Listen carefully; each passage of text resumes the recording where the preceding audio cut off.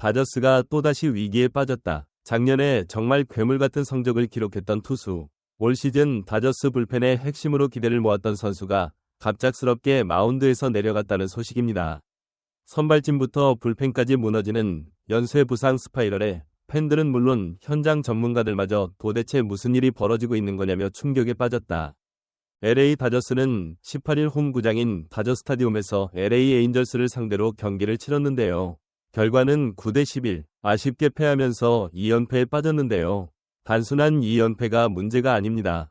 더욱 충격적인 것은 바로 아메리칸 리그 서부지구 최하위에 머물고 있는 에인절스를 상대로 루징 시리즈를 기록했다는 겁니다.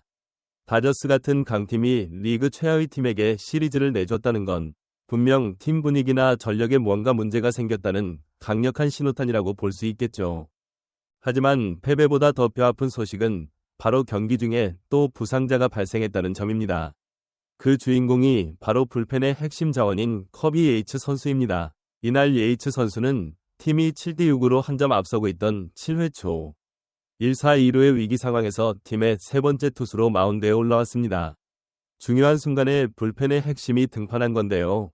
하지만 상황은 좋지 않았습니다. 첫 타자 호르헤 솔레오에게 아쉽게도 안타를 허용했고 이어 로건 오하피 선수에게 역전 3런 홈런을 맞으면서 분위기가 완전히 에인절스 쪽으로 넘어가 버렸습니다.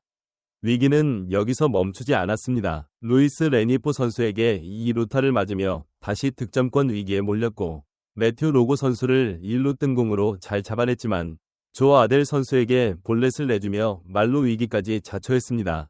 바로 이 시점에서 이상 신호가 감지됐습니다. 예이츠 선수가 뭔가 불편함을 느꼈는지 트레이너를 호출했고 결국 마운드에서 내려가야 했습니다. 이어 올라온 루이스 가르시아 선수가 케빈 뉴먼 선수에게 적시타를 허용하면서 예이츠 선수의 최종 성적은 3분의 1이닝 동안 3개의 피안타, 그 중에 홈런 하나를 포함하고 볼넷 하나를 내주며 3실점을 기록하게 됐습니다. 결국 이날 경기의 패전 투수가 되고 말았죠. 경기 후 예이츠 선수의 부상에 대한 구체적인 내용이 업데이트되었습니다.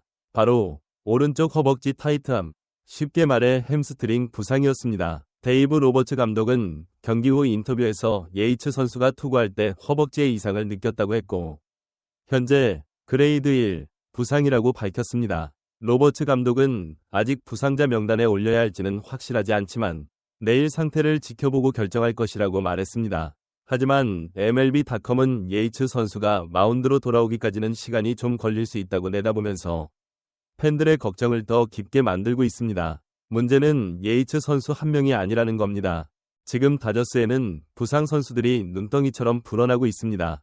선발진만 봐도 이미 블레이크 스넬, 타일러 글래스노우, 그리고 소문만 무성한 사사키 로키 선수까지 벌써 3명의 핵심 투수들이 부상이나 다른 이유로 마운드를 지키지 못하고 있습니다. 불펜 상황은 더 심각합니다. 이미 블레이크 트레이넨 선수가 오른쪽 팔뚝 염좌로, 마이클 코펙 선수가 오른쪽 어깨 문제로, 그리고 브루스 다르 그라테롤 선수는 오른쪽 어깨 수술로 인해 모두 60일짜리 장기 부상자 명단에 올라 있습니다. 에반 필립스 선수 역시 지난 5월 8일부터 오른쪽 팔꿈치 염증으로 15일짜리 부상자 명단에 있는 상황입니다. 여기에 불펜의 중심을 잡아줘야 할 커비 예이츠 선수마저 이탈할 가능성이 커진 겁니다. 커비 예이츠 선수는 어떤 선수입니까? 그는 2014년 템파베이 레이스에서 빅리그에 데뷔한 이후 뉴욕 양키스, LA 에인절스, 샌디에이고 파드리스, 애틀랜타 브레이브스 등 여러 팀을 거치며 풍부한 경험을 쌓은 베테랑입니다. 특히 작년 텍사스 레인저스에서는 마무리 투수로서 61경기에 등판해 7승 2패 33세이브, 그리고 놀라운 1.17의 평균 자책점을 기록했습니다. 2019년에 이어 생애 두 번째 올스타에 선정될 정도로 최고의 시즌을 보냈죠. 그리고 올 시즌을 앞두고 다저스가 야심차게 영입하면서 불펜 강화에 대한 기대를 높였습니다. 다저스 유니폼을 입고 현재까지 22경기에서 18과 3분의 2이닝을 던지며 3승 2패 8홀드 1세이브, 4.34의 평균 자책점을 기록 중입니다. 작년만큼의 압도적인 모습은 아닐지라도 그는 여전히 중요한 상황에서 마운드에 올라 팀의 승리를 지켜줘야 하는 핵심적인 역할을 맡고 있었습니다. 그런데 이제 예이츠 선수마저 부상으로 이탈하면서 다저스 불펜에 남은 우완 투수는 사실상 벤 캐스페리우스 선수밖에 남지 않았다는 분석까지 나오고 있습니다. 이는 데이브 로버츠 감독이 경기를 운영할 때 선택의 폭이 극도로 좁아진다는 의미입니다. 중요한 고비에서 믿고 내보낼 수 있는 투수들이 계속해서 부상으로 쓰러지고 있으니 남아있는 투수들의 부담은 더욱 커질 수밖에 없습니다. 과부하가 걸리면 또 다른 부상으로 이어질 수도 있는 악순환에 빠질 위험도 있습니다. 다저스 팬들 입장에서는 정말 답답하고 한숨만 나오는 상황이 아닐 수 없습니다. 강팀이라고 불리는 다저스가 왜 이렇게 연이어 핵심 선수들의 부상에 시달리고 있는지, 그리고 이로 인해 팀 성적까지 영향을 받고 있는 건 아닌지 많은 분들이 걱정하고 계실 겁니다. 리그 최하위 팀에게 루징 시리즈를 당한 충격에 불펜의 핵까지 쓰러진 상황, 과연 다저스는 이 심각한 투수 부상 위기를 어떻게 극복해 나갈 수 있을까요? 한편 LA 다저스의 2025 시즌은 오타니 쇼헤이의 맹활약과 전설의 부활을 노리는 클레이튼 커쇼의 복귀 소식이 연일 헤드라인을 장식하고 있지만, 지금 이 팀을 가장 복잡하고 뜨겁게 뒤흔들고 있는 이름은 바로 한국에서 건너온 내야수 김혜성이다. 다저스는 김혜성을 급하게 끌어올릴 생각이 없었다. 타격 메커니즘을 미국 스타일에 맞게 수정할 시간이 필요하다고 판단했고, 팀 내 유틸리티 자원이 넘쳐나는 상황에서 그를 천천히 적응시키며 차세대 플랜을 세웠다. 토미 에드먼, 크리스 테일러, 엘리케 에르난데스, 미겔 로하스 등 누구든 내야 외야를 오가며 김혜성의 역할을 대신할 수 있었기에 급할 게 없었다. 실제로 다저스는 김혜성을 올해는 성장기로 삼고 내년부터 슈퍼 유틸리티 핵심으로 키우는 계획이었다. 그러나 시즌이 열리고 채 한 달이 지나지 않아 상황은 급변했다. 팀의 중추였던 토미 에드먼과 외야 중심 타자 테오스카 에르난데스가 연달아 부상자 명단에 올랐고, 빈자리를 메우기 위해 김혜성과 제임스 아웃맨이 콜업되면서 다저스의 운명적 시험대가 시작됐다. 김혜성은 자신의 가치를 입증해냈다. 수비에선 내야 전 포지션을 소화하며 안정감을 보였고, 공격에서도 메이저리그 투수들에게 당당히 맞서며 멀티히트 경기를 만들어내는 등 가파른 성장세를 보였다.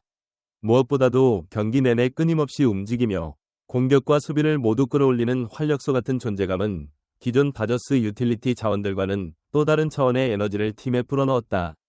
상황은 점점 다급해진다. 에드먼은 빠르면 5월 19일, 늦어도 20일에는 복귀가 예정되어 있다. 그의 복귀는 김혜성이나 다른 선수 중 하나가 로스터에서 빠져야 함을 뜻한다. 그러나 팀을 이끄는 데이브 로버츠 감독은 아직 결정을 내리지 않고 있다. 선수들의 플레이를 직접 보는 현장의 감독으로서 김혜성이 주는 활력을 누구보다 잘 알고 있을 로버츠는 결국 지금 가장 좋은 선수를 남긴다는 원칙을 택할 가능성이 크다. 다저스가 어떤 결정을 내릴지는 곧 공개된다. 5월 20일, 에드먼의 복귀와 함께 다저스는 반드시 누군가를 26인 로스터에서 제외해야 한다. 이 선택은 단순한 교체가 아닌 다저스 내 슈퍼 유틸리티 세대 교체의 시발점이 될 수 있다. 팬들도, 언론도, 구단 내부도 모두 김혜성의 기세에 주목하고 있다. 다저스가 그의 손을 들어줄지, 아니면 재정적 부담을 이기지 못하고 보수적인 선택을 할지, 모든 시선이 다저스 클럽하우스를 향하고 있다. 여러분은 지금 다저스의 상황에 대해 어떻게 생각하시나요?